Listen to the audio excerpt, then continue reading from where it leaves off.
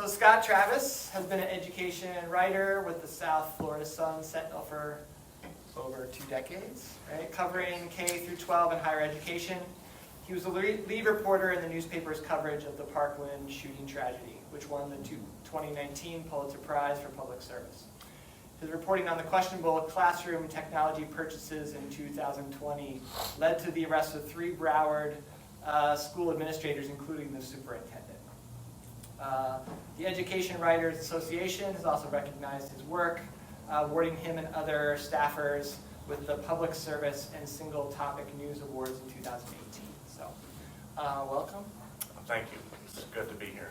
So, thank you. I really do appreciate the opportunity to speak here, and I'd like to thank Rowan University and my old friend Catherine Quigley, who I've known for over 25 years now. So I really appreciate the honor to be here.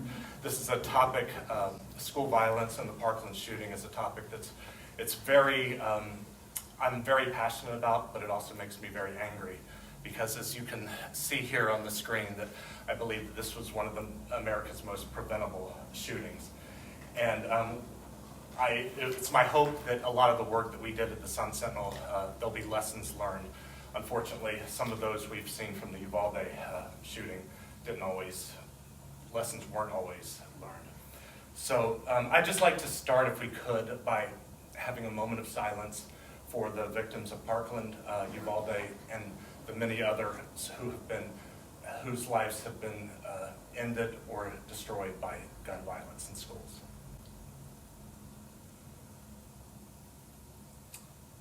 Thank you. And just to let you know, I know some people are watching online too. There will be a part of the presentation of the video works where it'll be disturbing for many people because it's going to be some of the killer's words. And we are going to be doing this because this is mostly journalism folks in here, but I know there's some people watching who are not, and there may be some families watching too, and it may be very disturbing. It's very disturbing to me too, but it's part of an ethical decision that we have to go through as journalists. So we'll be showing that. And I will give everybody warnings, so in case you want to turn off the screen or you want to go and use the restroom, that's fine. So we'll start out by looking at what happened on that first day. So here's a video that we produced for the Sun Sentinel shortly after the tragedy.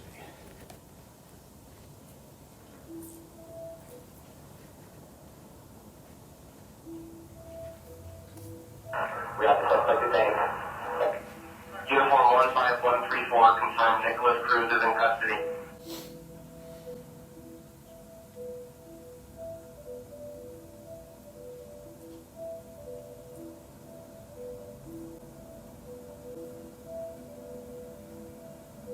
Nicholas Cruz was purposeful and well-armed when he killed 17 people at Marbury's Thurman Douglas High School, according to authorities. The Broward Sheriff's Office released a timeline of the massacre, providing a harrowing look at the moments before, during, and after the shooting.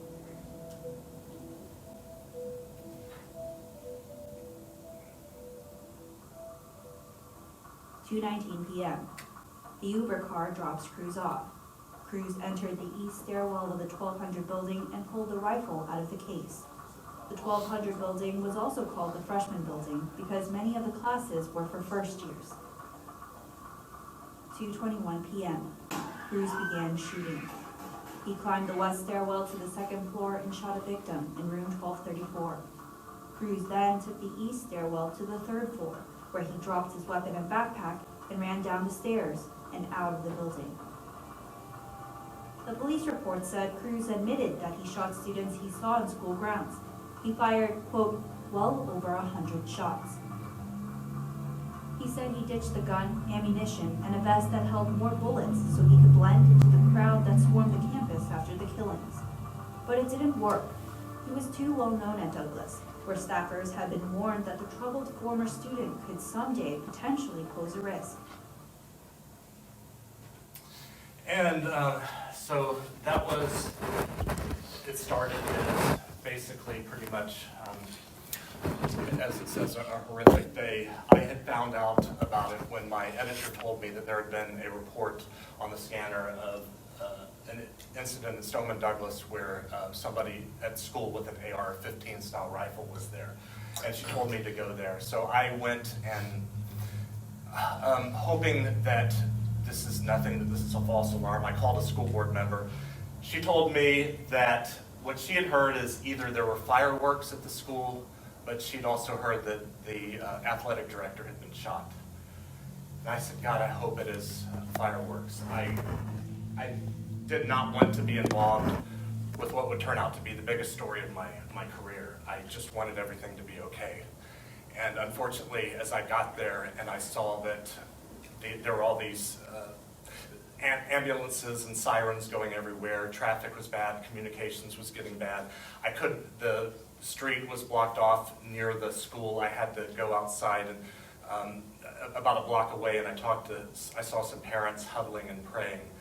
And I asked them if they knew anything, and they were just waiting for answers. And I talked to some students who described the horrific scene, going over bodies and just not knowing the chaos that ensued that was going on that day. And then I ended up later that night going into the neighborhood of the killer and talking to neighbors, and it was really disturbing, everything I was hearing and how there's so many warning signs. People would say that the sheriff's office were there all the time, and it just, for whatever reason, he didn't seem to ever get arrested. So he had no criminal record, and therefore was able to legally buy the gun at age 18, it was legal in Florida at that time to buy a rifle at 18. So I think that, okay, I don't have permission for that. So one of the big focuses, as you're probably familiar with if you're with the Parkland coverage, has been the national movement for the March for Our Lives and for gun control and for safe schools. And we certainly covered that, and we sent reporters to Tallahassee and to Washington, D.C. and other places to cover this movement. But what we also realized is that there was something local going on with this story, that there were so many missed warning signs. We were hearing reports of that they knew about. Everyone knew that if there's going to be somebody who's going to commit a school shooting, it would be this kid, and still they didn't do anything about it, and it just caught everybody by surprise. And we'd heard about a school resource officer that was there, or we didn't know if he was there, but it appeared that he was supposed to be there, and he didn't do anything. We later found out that he was there, and he just didn't respond. He didn't confront the killer. He just waited outside while all these kids were being slaughtered, and teachers too. And it was really, really disturbing. So one of the things that we really focused on that I think set the Sun Sentinel's coverage, it differentiated us and many of the other news organizations, was that we really focused on local accountability. Because I'm not a gun control expert. I don't know anything more about that than the average person, everyone else. But I do know my local community, and I know my local school district. And I knew that chances are, if there is any gun, if they have had a history of screw-ups, they've had a history of cover-ups, they've had school board members that have been arrested before, they've had all kinds of issues. So I knew that there's a good chance that there was going to be a lot to uncover, and there certainly was. We spent a good year investigating the story, a bunch of us, and it culminated in this project called Unprepared and Overwhelmed, which it is an interactive guide, and I can show you a little bit about what it looks like if you go. It's they have text, graphics, and video, surveillance video, and it gives you a kind of a blow-by-blow picture of what happened and what went wrong there. And you also get a chance to hear the first 911 call that came in that day, and it was kind of disturbing, so I'll let you hear it right now.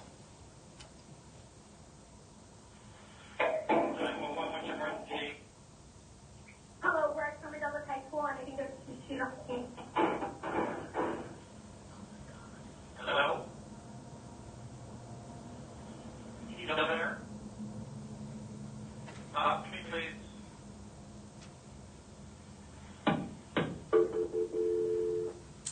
Who was that call from, Scott? Do we know? it was a student at the school, but I don't know who it actually was. Hopefully they got out fine. We had not heard that it was like a victim who died.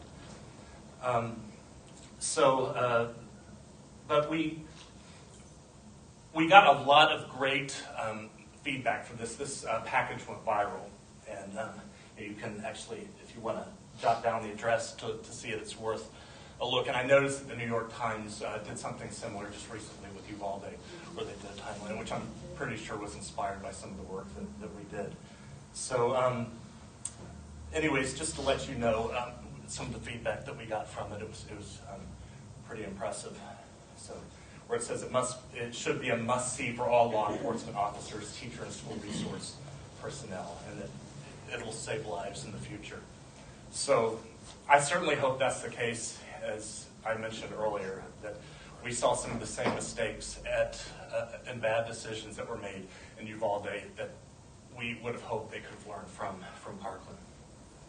And so there was we spent a year trying to follow this school district. And initially what happened when we would never get any information. And they kept telling us that they would send, when we'd send public records requests, they would say, we will not be releasing any information related to Marjorie Stoneman Douglas, as if there was some kind of public records exemption in state law for Stoneman Douglas, which there absolutely was not. It was just, they were flouting state law when they did that. But we kept pushing them, but it was just one roadblock after another. And we ended up doing this story called Hide, Deny, Spin, and Threaten that kind of exposed some of the difficulties that they had. And they actually, one of the things that they did is that they hired a crisis PR consultant to help them. And let's just say that she probably did more harm than good. So I'll let you watch. They have a particular reporter in South Florida who is just a jerk. He is sloppy, he's reckless, he's mean, and he's no bad. No bad. Who is she talking to? Who is she talking to? I'll explain.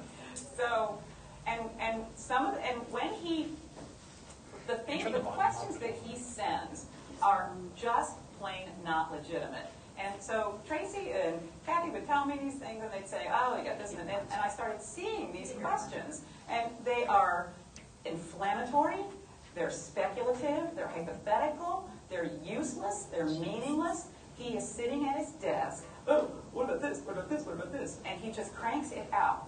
You don't have to answer any of that. You just don't, and they don't. And they didn't. She was speaking at a conference of the Council of Great City Schools PR officials, and she had been invited by them because she's a crisis PR specialist who just happened to create a crisis for the Broward School District by doing that, because in addition to those comments that she made about me, she also said that the critics of this diversion program that they have in the school district are the crazies, and we just need to fight them. She's talking to the school district. Well, some of the staunchest opponents of that diversion program were some families of victims who had lost their kids there. So even though she says she did not mean for them to be called crazies, it was not a good look for her there. So one of the reasons why they said that they would not give us any information, that they wouldn't answer our questions, was they were doing this report that was going to answer all of our questions. It was going to be the most, every time I'd ask a question, they'll say, well, that's under review, just wait till that review comes out. Well, after somewhere along the way when they did the review, at first they decided that, oh yeah, this kid was a student, so this violates FERPA, so we can't release it. And then we ended up having to take them to court, and then they agreed to release it. But they they got permission from the court to redact it. So it ended up looking like that. So about 2/3 of it is redacted.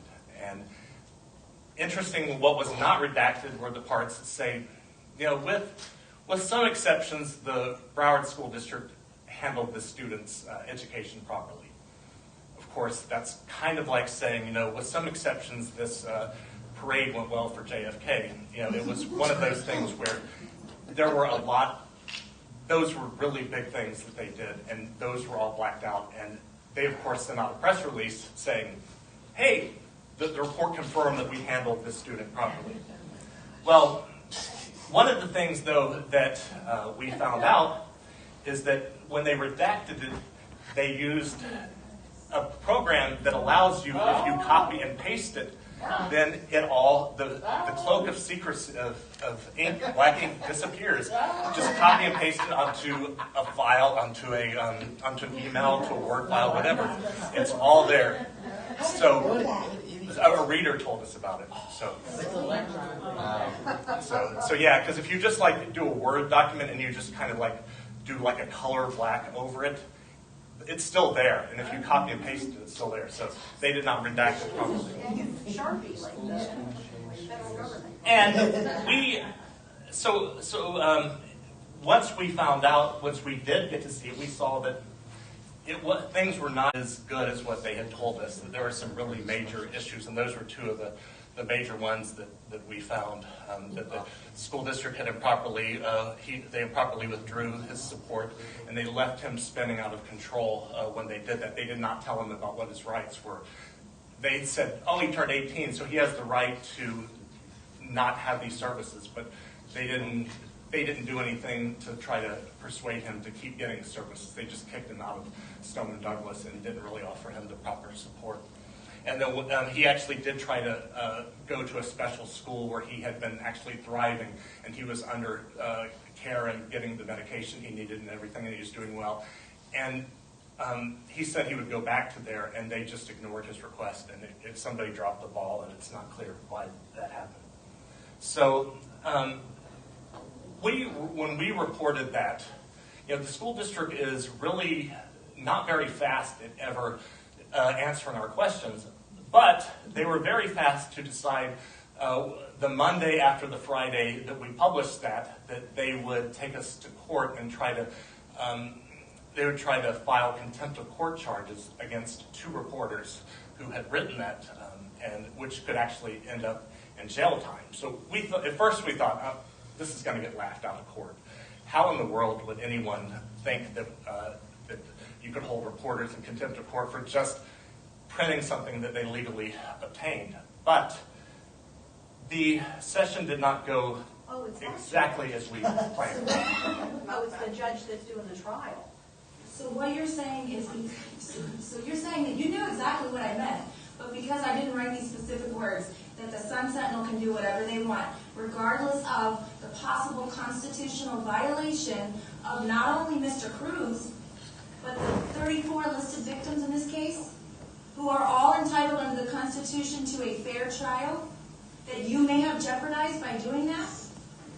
Your Honor, we took a look at the information and felt that it was of the highest public interest to understand what happened in the weeks and months approaching the shooting in this case, and the failures by the system that are undoubtedly going to be explored in the trial in this case, and there are utmost public importance to both the victims and to the public. From now on, if I have to specifically write word for word exactly what you are and are not permitted to print, and I have to take the papers myself and redact them with a Sharpie and send them off to whoever I need to send to make sure that you all can't somehow read what's not supposed to be reported, then I'll do that. So, But she didn't, she got annoyed, but... and our lawyer successfully argued that we weren't breaking any laws. We had gotten that document legally, and so there was really nothing. So that was dropped. It took a long time, but it eventually was dropped. I have a question. Yes. The law that were they trying to say that because they tried to redact it, that you couldn't use it? The reason why the school district had asked them to hold us in contempt of court was because we were a party to the lawsuit. Remember, we had filed a lawsuit to try to get them to release this report. And our lawyers did agree that they had a right to redact it. So she took that as we agreed that this is all okay, that we will only print what is allowed to be printed.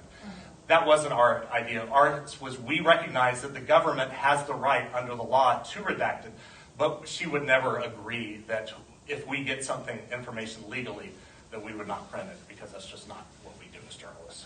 So, now that was we deal with a lot of ethical decisions, and just to let you know, this is where I'm going to be showing the video of the killer. So if anyone wants to leave the room, or if anyone's watching online wants to turn off, I understand it's very disturbing, but I also think it raises a very real ethical dilemma that we at the Sun Sentinel newsroom dealt, and other people are dealing, when it comes to the issues involving this case. So I'm going to show this video in just 1 second.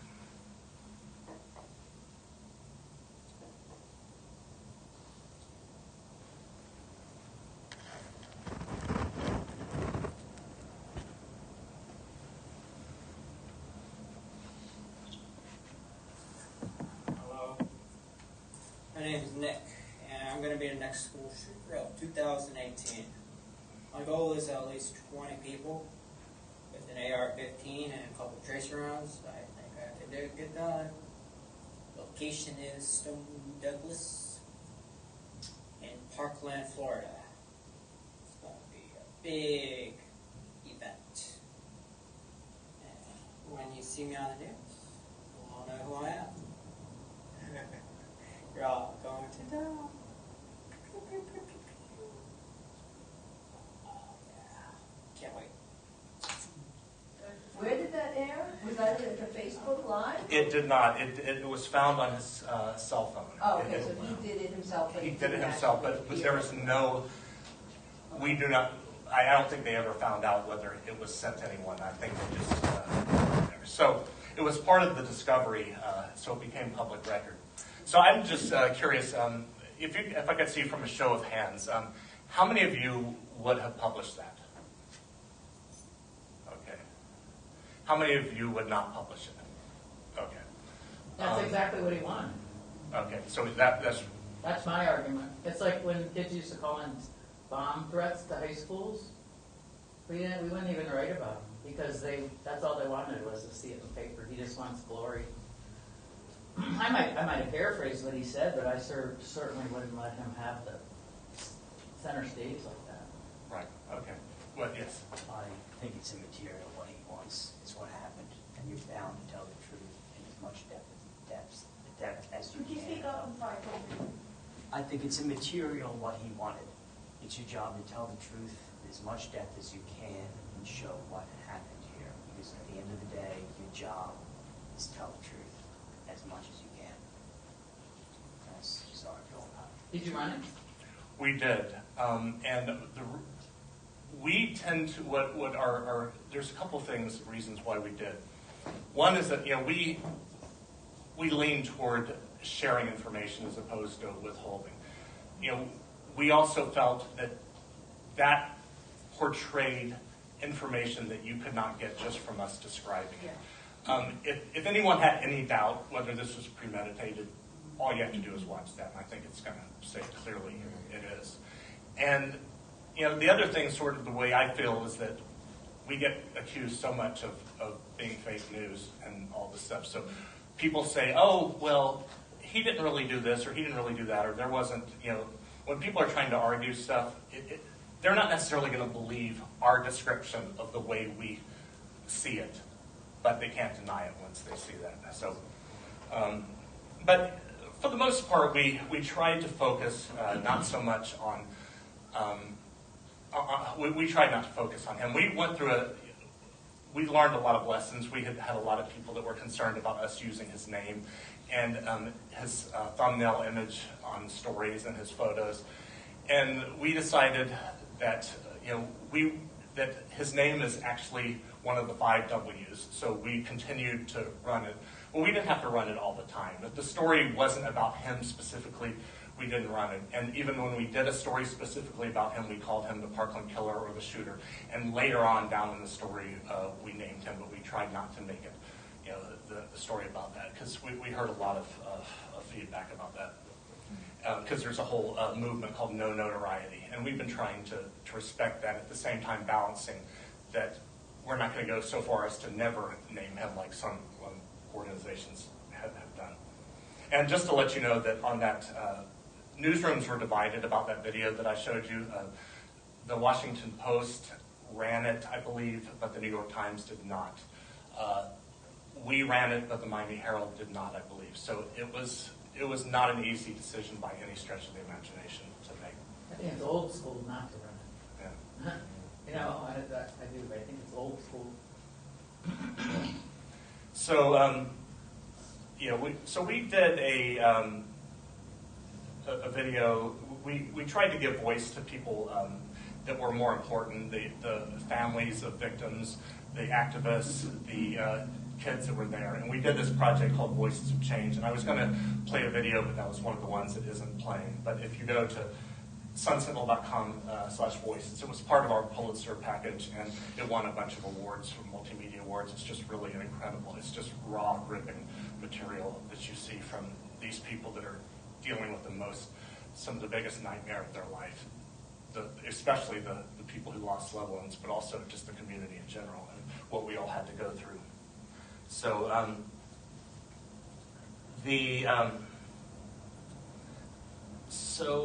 I think that one of the things that there's another video that I was going to show that also doesn't. But what I'll just do is because it was actually a message that we got from somebody that really appreciated the work that we had done and how it was real journalism, and we really appreciated it, because one of the things we found, as you all know, we get criticized a lot, for what we do, but we got a lot of praise. I mean, there are some people who didn't like various things we did during our coverage, but I think the impact that we had on the community, I think cannot be underestimated. I mean, our work ended up getting state laws changed. We had I did a story about how school district Stoneman Douglas looked like it was the safest school in the state because they had nothing ever going on there. Turns out they were lying about their crime stats. And then we found out a lot of other school districts were doing the same thing. And they wouldn't report trespassing a lot of times. And that's what exactly happened on February 4th, 2018, is that a trespasser came on campus and killed 17 people. And so, but there are rapes, sexual assaults, a lot of things that were not being covered. We also were able to win hard-fought victories to get information released, such as surveillance video from outside the campus, so you could see exactly that the police were just dawdling there while kids were in there being shot and killed, and it was really, really disturbing.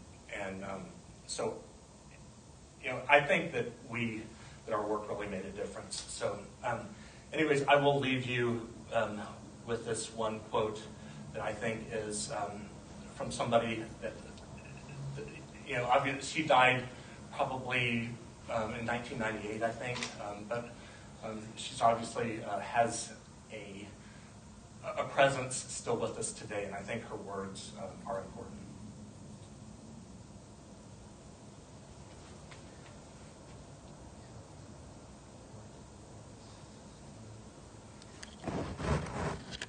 And for anyone who can't read, be a nuisance where it counts. Do your part to inform and stimulate the public.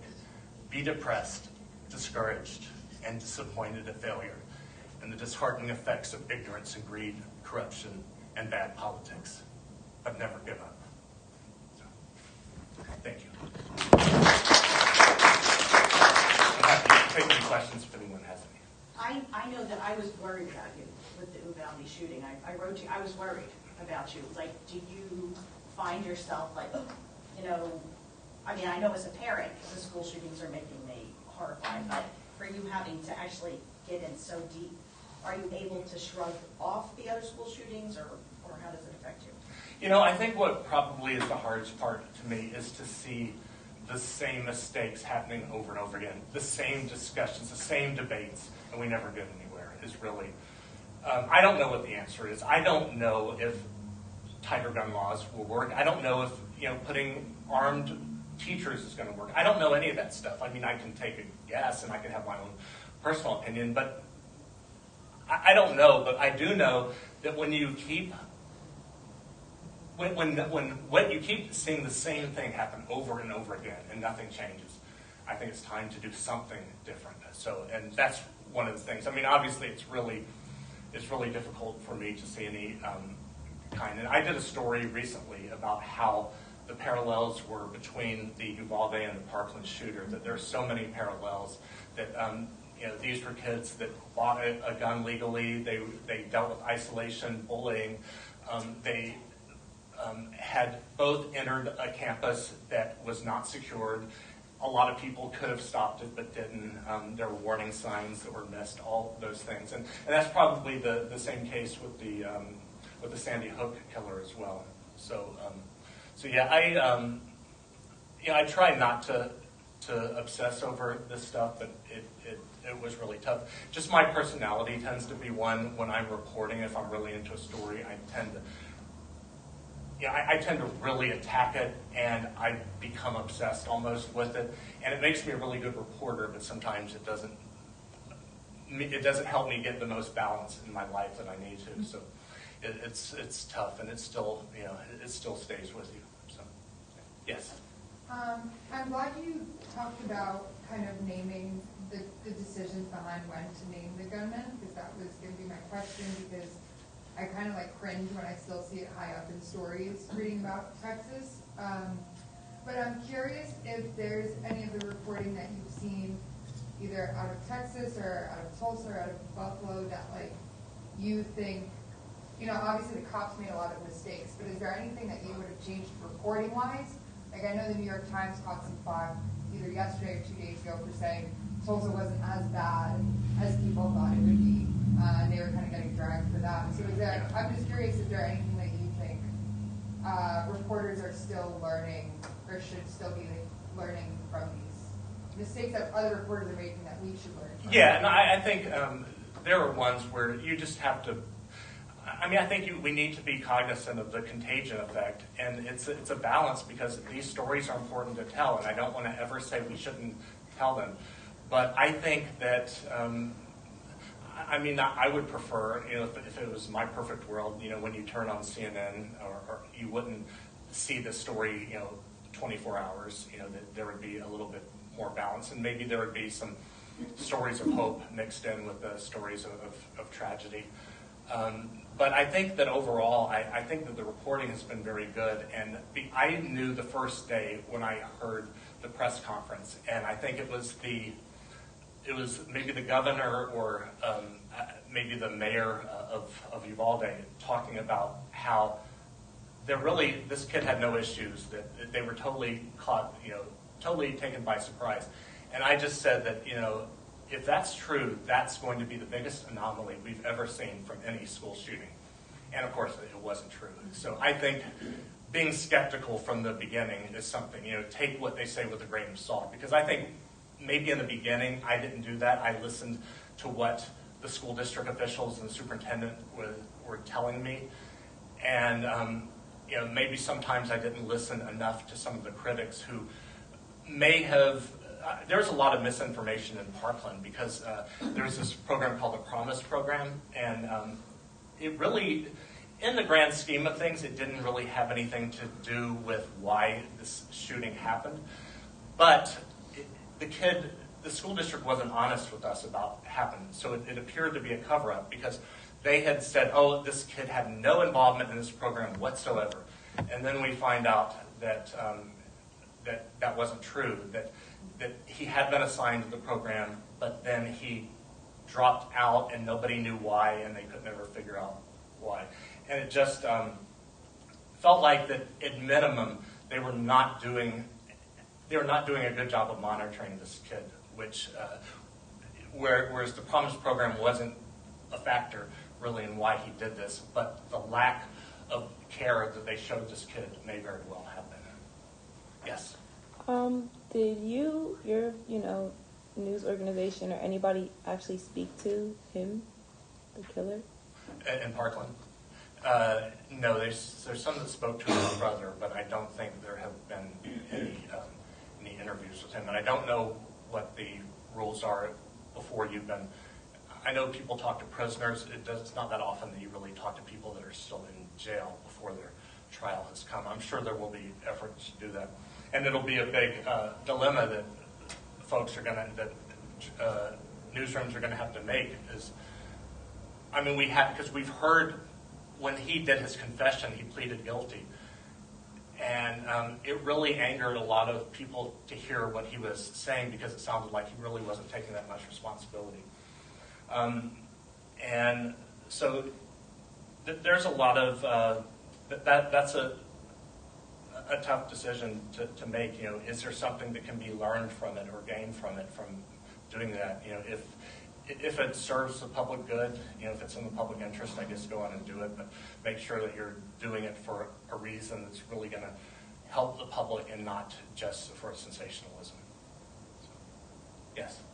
Did the paper give you guys any mental health support? I mean, I covered Virginia Tech and I covered Pulse, and we didn't get anything from our newsroom about term. Like, do you talk to somebody? This is back to Catherine's question. This is traumatizing when you're living it. Did you guys get any mental health support from the paper? I mean, we got the notice from the newsroom that said, the employee assistance program is there for anyone. And once again, once we had the Uvalde shooting, we got that same message too about that. And then they did bring therapy dogs in one day, so that was nice. And also we got some nice. We got a care package from the Las Vegas paper. They had just had that shooting or that massacre, at the hotel there, and they sent us this care package that was really nice. And so we've carried that on and done that to other newsrooms that are doing that, and I think it helps. Yeah. So what I kind of hear you saying is like now school shootings are almost treated like natural disasters. Like, well, how much did you do about these shootings wouldn't have happened if guns weren't so available? I mean, I sort of feel like it's a smokescreen when they're blaming the cops not getting there fast enough or the security guard from being afraid to go in and the shots. Like, how are you able to not just want to stop selling guns to these? Well, I mean, and to Florida's credit, and who knows if this is even going to last? It's the leadership's gotten very conservative in recent years since this has happened. But they did, to their credit, they raised the age from 18 to 21 for buying a rifle. So most of these shootings have been done by kids men of that age group. So at least that's something. Some people are suggesting raising it to 25, and of course some people, are suggesting banning it. And we certainly. I'm pretty sure our paper did a lot of editorials to that effect. But what we can do differently is, it is not the school district's responsibility to determine gun laws, whether they have gun laws that are favorable to them or not, that they think are good or they think are bad. They still have a duty to make sure that they're doing what they can to protect kids. And we do not feel like they did everything they could that day to save lives. So I think both things can be true. I think that if the gun laws were different, maybe he wouldn't have bought it, but also maybe if they had done some things differently too. So I don't ever think it's just one thing or the other that causes all this.